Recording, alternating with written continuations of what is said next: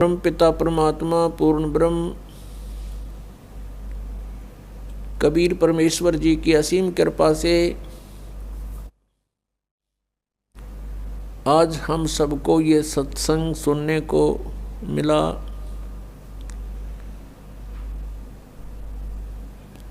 बहुत ही पुण्यकर्मी प्राणी को मनुष्य शरीर प्राप्त होता है। उससे भी पुण्यकर्मी प्राणी वो है जो सत्संग प्राप्त कर लेता है।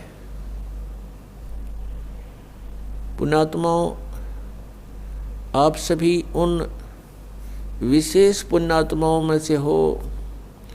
परमात्मा की आप विशेष प्रियात्मा हो जो सत्संग सुन रहे हैं। सत्संग में आने से हमें ज्ञान होता है कि हमारा जन्म हुआ किस लिए, हमारा जन्म हुआ तो मृत्यु क्यों हो रही है।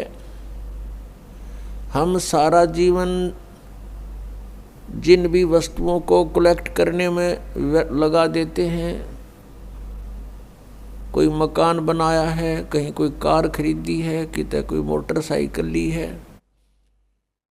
और अन्य बहुत सा सामान हम इकट्ठा करते हैं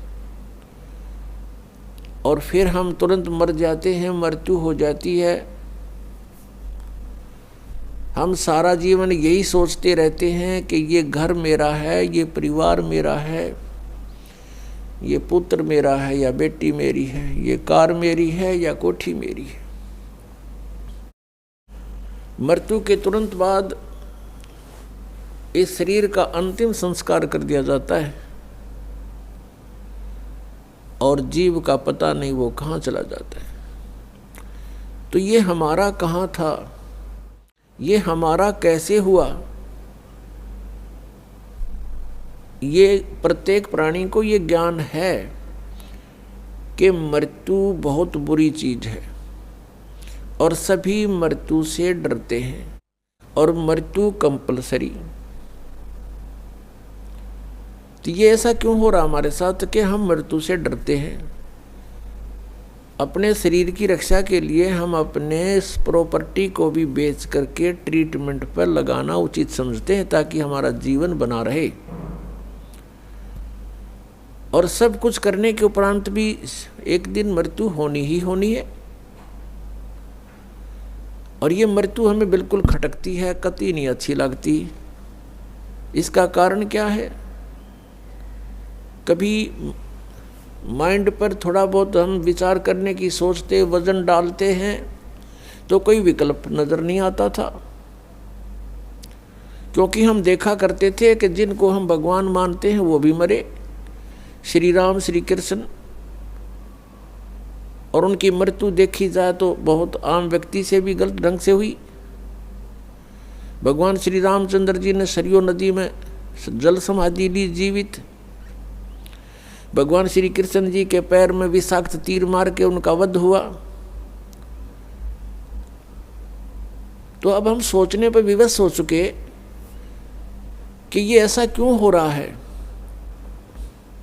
पहले तो हम इतना वजन नहीं देते थे क्योंकि हम सोच लेते थे मृत्यु होगी, लेकिन अभी नहीं। कोई 20 वर्ष का है, कोई 30 वर्ष का है, वह सोचता भी थोड़ा मरना। मेरी तो 60, 70, 80, 90 वर्ष की उम्र बताते हैं। और जो 80, 90 तक पहुंच चुके हैं उनसे पूछकर देख लो, वो भी नहीं चाहते मृत्यु हो। कहते हैं अभी तो और 10-20 वर्ष है, 100 वर्ष तो जीते ही हैं।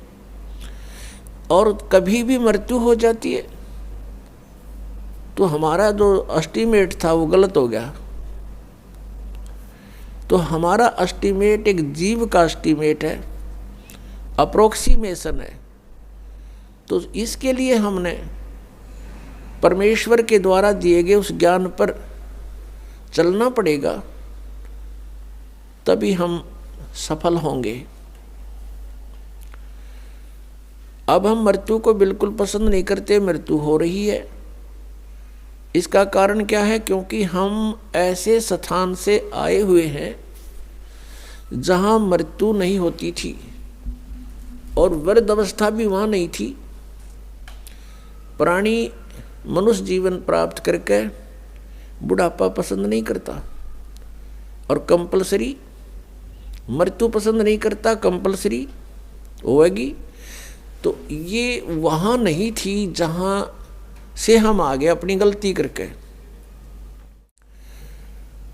अब चाहे कोई 70-80 साल वर्ष का हो गया है, वो भी नहीं सोचा है मैं युवा दिखाई दूं, और किसी अच्छा कोई सेठ है या कोई राजनेता है, पैसे का ब्योंत है, विदेशों में जा कर के, फॉरेन में जाके और पूरी अपनी स्किन वो कराते हैं चेहरे की, दोबारा उसकी बढ़िया मेकअप बनवा का सर्जरी करवा के और युवा दिखाई दूं। कितने दिन हो गया सर्जरी कामयाब, और फिर कभी गोली से मारा जा, एक्सीडेंट दुर्घटना मर जाता हुआ रहेगी, मेकअप बड़ी बनाई। तो जो हमने इस मिट्टी से लाभ लेना था उसका हमने पता नहीं चला, इसको कैसे सदुपयोग करें। हम ऐसे लोक में रहते थे जहां वृद्ध अवस्था नहीं आती थी, सदा युवा रहते थे और मृत्यु नहीं होती थी। और जब तक हम उस स्थान पर नहीं डालेंगे तब तक ये रोग कटे नहीं, या समस्या समाधान हो नहीं सकता। उसके लिए जानकारियां सत्संग में बताई जाती है। क्या बताया जाता है? तू कौन कहाँ से आने फंदा, देखो आगे बेरानी क्यों जलता। तू कौन कहाँ से आने फंसा, यहाँ आगे बेरानी क्यों जलता। चल थीर करूं अवगत नगरी, जहाँ चोर सुहंगम अजब ढूरता। क्या बताते हैं कि तू कहाँ से आके फंस गया और यहाँ बिरानी आग में जल रहा है। और परमात्मा कह रहे हैं कि चल तुझे वहाँ ले चलता हूँ जहाँ जीव कभी नहीं मरता, उस लोक में चलो जहाँ जाने के बाद फिर कभी मृत्यु नहीं होगी। वो सत्यलोक है। सत्यलोक से हम सभी आए हुए हैं, और यहाँ हम कैसे आगे, हमसे कौन सी भूल बनी थी, ये भी परमात्मा ने ही आकर हमें याद दिलाई है। क्योंकि हम जो गलती वहाँ कर चुके थे हम उसको गलती नहीं मान रहे थे। जो हम सतलोक में गलती किया करते थे हमने उस गलती को गलती नहीं माना था। इसलिए हमें आज तक भी ये महसूस नहीं हुआ था कि हमने कौन सी गलती कर दी जो यहाँ दुर्गति हो रही है। तो ये जानकारी आपको सत्संग में बताई जाती है, दी जाती है, और ये ज्ञान जो आपको सुनाया जा रहा है ये परमेश्वर ने स्वयं आकर ही बताया है। पुण्यात्मा, ये अमर कथा जो आपको सुनाई जा रही है ये सत्यनारायण कथा है।